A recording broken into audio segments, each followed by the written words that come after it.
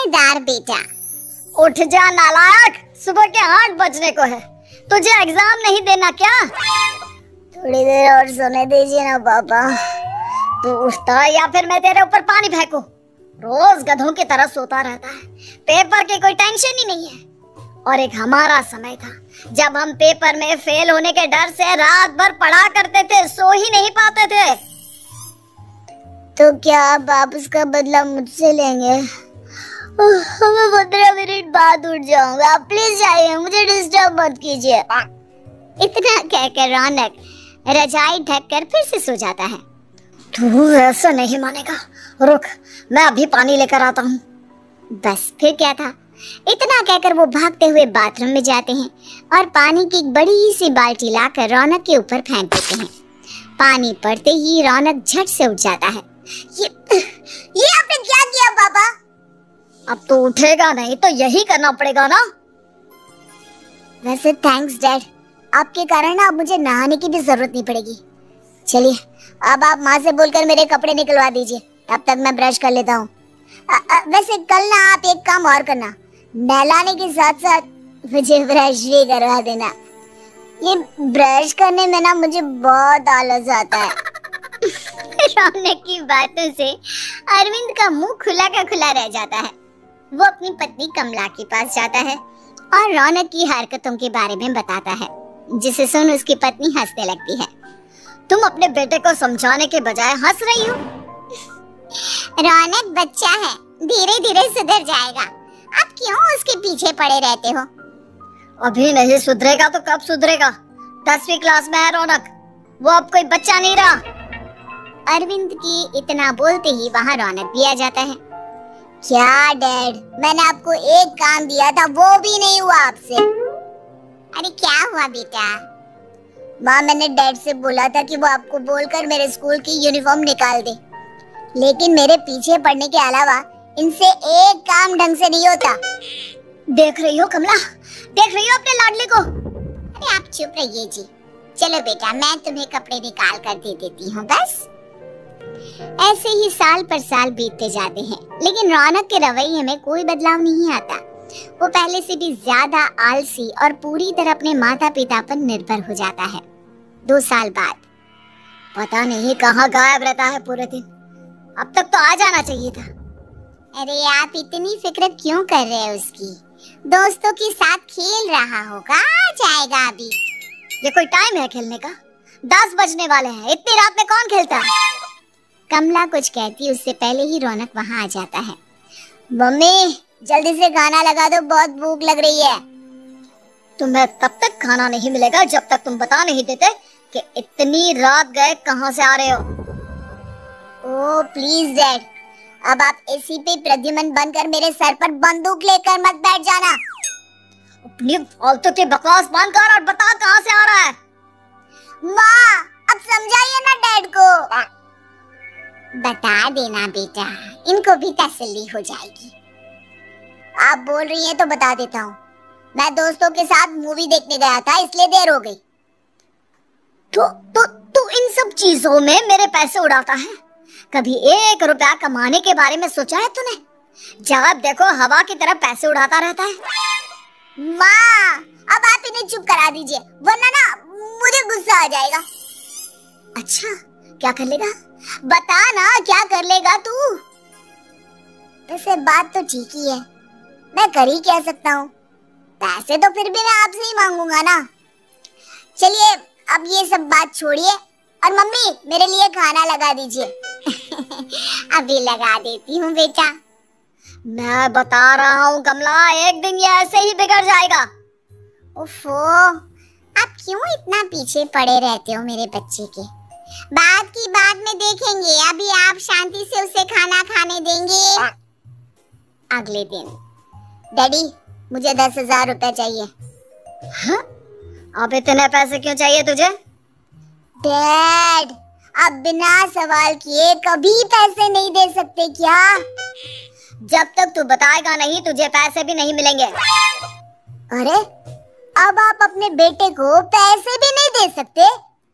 नालायक, तेरी उम्र के लोग नौकरी करते हैं और एक तू है जो नौकरी करने का नाम ही नहीं लेता कभी।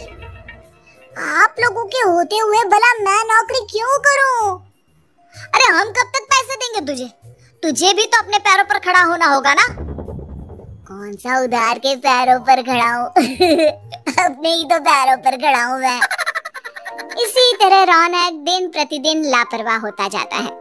उसकी लापरवाही को देखते हुए अरविंद और कमला अपने बेटे की शादी कराने का फैसला लेते हैं और 1 महीने के अंदर अंदर ही रौनक की शादी मेघा नाम की लड़की से करा देते हैं। शादी के कुछ दिन बाद, रौनक मुझे एक अच्छी सी साड़ी चाहिए, आप ला दोगी ना? हाँ क्यों नहीं। कितने तक की आती है साड़ी? यही करीब 5,000 तक की। तुम चिंता मत करो, मैं आज ही डैडी से पैसे मांगकर तुम्हारे लिए साड़ी ले आऊंगा। आप कब तक ऐसे ही अपने पापा से पैसे मांगते रहेंगी? कोई अच्छी सी नौकरी क्यों नहीं कर लेते आप? अरे डैड के होते हुए मुझे नौकरी करने की जरूरत ही क्या है? पर आप ऐसे कब तक उनसे पैसे मांगते रहेंगी? कुछ आपको अपने दम पर भी तो करना होगा ना। अब तुम भी बाकी लोगों की तरह मुझे ज्ञान देना शुरू मत कर देना। साड़ी चाहिए ना तुम्हें, मिल जाएगी बस। इतना कहकर रौनक अपने पिता से पैसे मांगने चला जाता है। डैडी मुझे 5,000 रुपया चाहिए। अब 5,000 क्यों चाहिए तुझे? वो मेघा को साड़ी चाहिए थी। अरविंद आगे बिना कुछ कहे चुपचाप उसे पैसे निकाल कर दे देता है। कुछ दिन बाद, तुम्हें नहीं लगता कमला, रौनक हम पर पहले से भी ज्यादा डिपेंड हो गया है? मुझे तो अब उसके भविष्य की चिंता होने लगी है। कल को हमें कुछ हो गया तो वो क्या करेगा? काश तुमने पहले ये सोच लिया होता तो आज हमारा बेटा इतना लापरवाह नहीं होता।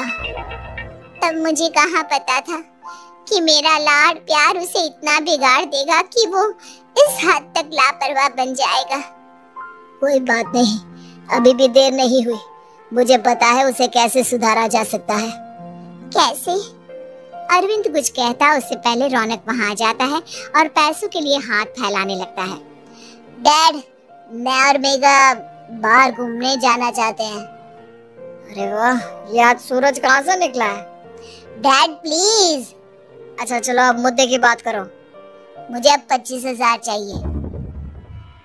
अब तुम्हें 1 रुपया भी नहीं मिलने वाला। अगर तुम्हें पैसों की इतनी ही जरूरत है तो कोई ढंग की नौकरी करो। मम्मी आप कुछ कहिए ना डैड को। बेटा वो गलत क्या बोल रहे हैं? ये सब हम तेरे भले के लिए ही तो कर रहे हैं। मम्मा मैंने बताया ना आपको, मुझे नहीं करनी कोई जॉब वॉब। तो ठीक है, निकल जाओ हमारे घर से। तुम्हारे जैसे लोगों के लिए मैंने ये घर खड़ा नहीं किया है। जितना ये घर आपका है ना, उतना ही मेरा भी है। मैं कहीं नहीं जाने वाला। जाना तो पड़ेगा ही तुझे, क्योंकि अब मैं तेरा कोई भी खर्चा नहीं उठाने वाला। ठीक है, मत उठाइए मेरा खर्चा, मैं अपने दम पर भी जी सकता हूँ। तो बेशर्मों की तरह अब तक यहाँ क्यों खड़ा है? अपना सामान ले और निकल जाए यहाँ से। रौनक पैर पटकते हुए वहां से चला जाता है। घर से निकालना जरूरी है क्या उसे? बिना पैसों के कौन रखेगा उसे किराए पर? अगर उसका भविष्य सुधारना है तो हमें अपने दिल पर पत्थर रखकर ये कदम उठाना ही होगा। दोनों बात कर रहे होते हैं कि रौनक अपनी पत्नी के साथ एक बड़ा सा बैग लेकर घर से निकल जाता है, लेकिन घर से बाहर उसे कोई भी मुफ्त में अपने घर किराए पर नहीं रखता। अंत में थक हार कर वो फिर से अपने घर चला जाता है। क्या हुआ? थोड़ी देर पहले तो दहाड़ते हुए घर से निकला था, अब क्या हुआ? नहीं रखा ना किसी ने तुझे किराए पर? डैड प्लीज, मैं कुछ दिनों में कोई अच्छी सी नौकरी शुरू कर दूंगा। आप तब तक तो हमें रख लीजिए प्लीज। सुबह से रात हो चुकी है लेकिन कोई हमें रखने को राजी नहीं है। अब आप ही बताइए, इतनी रात को मैं मेघा को लेकर कहाँ जाऊंगा? ठीक है, बहू की वजह से मैं तुझे घर पर रख रहा हूँ, लेकिन तू इस घर में एक बेटे की नहीं बल्कि एक किराएदार की हैसियत से रहेगा। 3 महीने हैं तेरे पास। इन 3 महीनों के अंदर अंदर मुझे तेरी पहली तनख्वाह हाथ में चाहिए, समझ गया? पक्का डैड, इन 3 महीनों के अंदर अंदर तो कोई बढ़िया सी नौकरी ढूंढ ही लूंगा मैं। ऐसे ही धीरे धीरे समय बीतने लगता है और अरविंद के दिए 3 महीनों में से 2 महीने बीत चुके होते हैं। पापा जी ने हमें 3 महीने दिए थे, जिसमें से 2 महीने तो बीत चुके हैं। अब ये आखिरी महीना बचा है। अरे तुम चिंता मत करो, आज मेरा ना 2 जगह इंटरव्यू है, दोनों में से कहीं ना कहीं तो जॉब लगी जाएगी। अच्छा, all the best. Raunak interview के लिए निकल जाता है, जिसके बाद शाम में रौनक घर आता है। कैसा गया इंटरव्यू? आपकी नौकरी लगी या नहीं? अरे पहले सांस तो ले लेने दो अच्छे से। बताइए ना, मुझसे तो जरा भी इंतजार नहीं हो रहा है। वो दरअसल बात यह है कि मेरी नौकरी तो लग चुकी है, लेकिन पैसे बहुत कम है। कितने पैसे हैं? 15,000। इतने में अरविंद और कमला मिठाई का डिब्बा लेकर आ जाते हैं। बधाई हो बेटा।